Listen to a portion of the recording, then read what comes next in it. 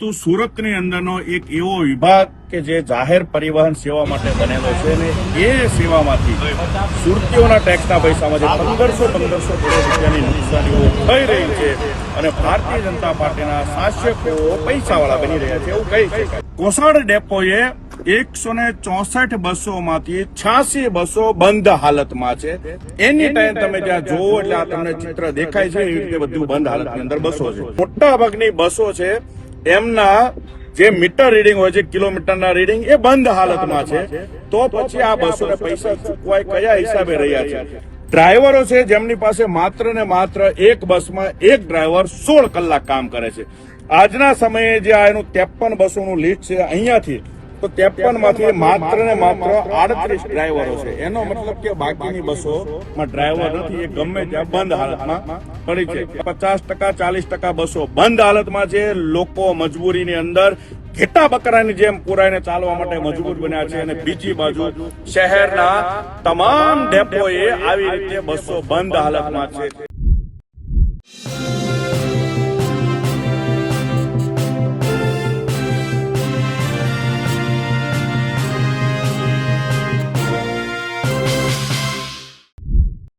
સુરતની અંદર જે સિટી બસોનો કોન્ટ્રાક્ટ છે તેની અંદર કરોડો રૂપિયાનું કૌભાંડ ચાલી રહ્યું છે.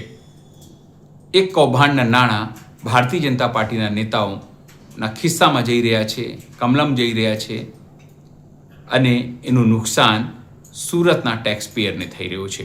આ સમગ્ર આરોપ આમ આદમી પાર્ટીના નેતા મહેશ અનગઢ લગાવી રહ્યા છે, જેના પુરાવા પણ તેઓ સાથે આપી રહ્યા છે. નમસ્કાર, હું છું ચિંતામણી પુત્રનીલ પટેલ. સ્વાગત છે આપનો અમારા કાર્યક્રમમાં. જે રીતે મહેશ અનગઢે સોશિયલ મીડિયા પર સમગ્ર વિડીયો મૂક્યો છે, પુરાવા મૂક્યા છે, તેનો જવાબ ભારતીય જનતા પાર્ટીના નેતાઓ પાસે નથી. સોશિયલ મીડિયા ઉપર ઓપનમાં તેમણે કીધું છે કે આ સમગ્ર કટકી અને કૌભાંડ થઈ રહ્યું છે, જેનું નુકસાન સુરતવાસીઓને થઈ રહ્યો છે અને મલાઈ ભાજપના નેતાઓ ખાઈ રહ્યા છે. આવો સાંભળીએ તેઓ સમગ્ર બાબત કઈ રીતે રજૂ કરી રહ્યા છે.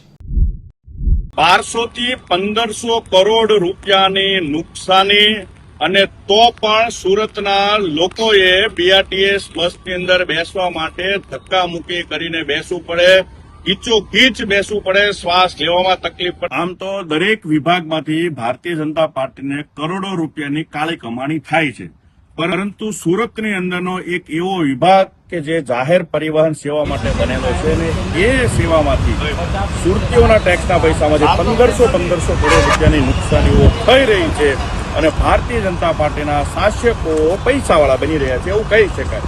સુરતની અંદર 250 બસનો કોન્ટ્રાક્ટ હંસા ટ્રાવેલ્સને આપવામાં આવેલો છે અને એ પૈકીની મોટા ભાગની બસો બંધ હાલતમાં છે અને એના કરોડો રૂપિયા ચૂકવાઈ રહ્યા છે. હંસા ટ્રાવેલર્સ 3 અલગ અલગ ડેપો પરથી બસ સંચાલન કરે છે. મગોબની અંદર એમનું એક નાનો સેન્ટર છે, પુણા પાસે એક સેન્ટર છે, ત્યાં 33 બસ. વેસુની અંદર જે આપણે ઉભા છીએ ત્યાં 53 બસો અને 164 જેટલી બસો એ આપણે કોસાડથી ચાલે છે. કોસાડ ડેપોએ 164 બસોમાંથી 86 બસો બંધ હાલતમાં છે. એની ટાઈમ તમે ત્યાં જોવો એટલે આ તમને ચિત્ર દેખાય છે એવી રીતે બધું બંધ હાલતની અંદર બસો છે. મગોબ આ વેસુ ઉપર અત્યારે 23 બસો, 53 માંથી 23 બસો તમને દેખાય છે એવી બંધ હાલતની અંદર છે. અને સાથે સાથે જે પુણાની અંદર જે એક આખો એનો ડેપો છે કિરણ ચોકની પાસે, ત્યાં પણ બસો બંધ હાલતમાં છે. એટલે 250 માંથી લગભગ 100 થી વધુ બસો બંધ હાલતની અંદર છે. લગભગ કહી શકાય 86 બસ, 25 બસ જેટલી, અને 86 અને 25 એટલે 110 થી 11-12 બસો બંધ હાલતમાં છે અને કરોડો રૂપિયા ચૂકવાઈ રહ્યા છે એવું કહી શકાય. બીજી જે છે કે જે મોટા ભાગની બસો છે એમના જે મીટર રીડિંગ હોય છે, કિલોમીટરના રીડિંગ, એ બંધ હાલતમાં છે. તો પછી આ બસોને પૈસા ચૂકવાય કયા હિસાબે રહ્યા છે? આ વેસુની અંદર ડેપો જે છે અહીંયા એના કાગળિયાઓ છે. જે બસ શરૂ થઈ છે એના કોઈ જગ્યાએ કિલોમીટર લખેલા નથી. આ બસ સવારે 5 વાગે બહાર નીકળે છે, પરંતુ આજે 5 તારીખે સવારમાં બસ બહાર નીકળી, કોઈ કિલોમીટર નથી. એવું નહીં, એક પણ કોઈ પણ બસની અંદર કિલોમીટરો લખવામાં આવતા નથી. તો પછી જતી વખતે કિલોમીટર નથી તો આવતી વખતે કેવી રીતે હોવાના?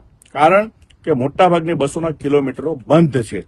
ડ્રાઈવરો છે જેમની પાસે માત્ર ને માત્ર એક બસમાં એક ડ્રાઈવર 16 કલાક કામ કરે છે.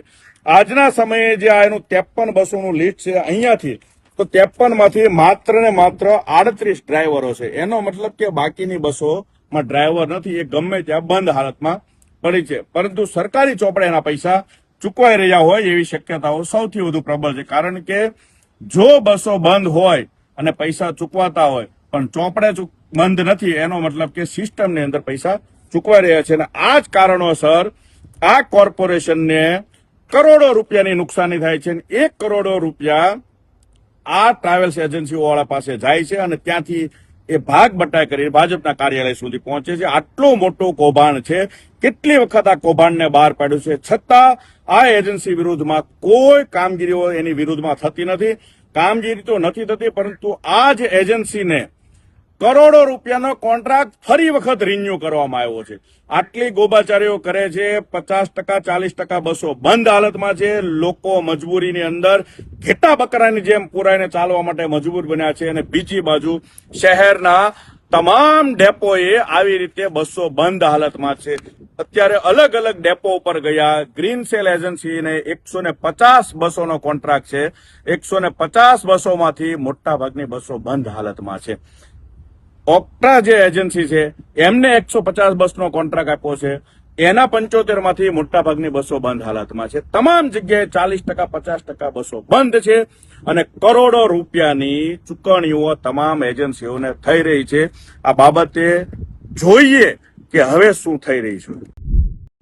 જે રીતે મહેશ અનગણે સમગ્ર આરોપ લગાવ્યો છે તેનો જવાબ ભારતીય જનતા પાર્ટી નથી આપી રહી, તેનો ખુલાસો પણ નથી તેમની પાસે. ત્યારે અંગે આપ શું વિચારો છો, જરૂરથી અમારા કોમેન્ટ બોક્સમાં કોમેન્ટ કરજો. એ સિવાય અમારી યુટ્યુબ ચેનલ લાઈક કરો, સબસ્ક્રાઇબ કરો, બેલ આઇકન દબાવો, સાથે નવા ઇન્સ્ટા પેજ અને અમારા ફેસબુક પેજને પણ તમે લાઈક કરો, શેર કરો અને ફોલો કરો. અત્યારે માટે બસ આટલું જ. નમસ્કાર.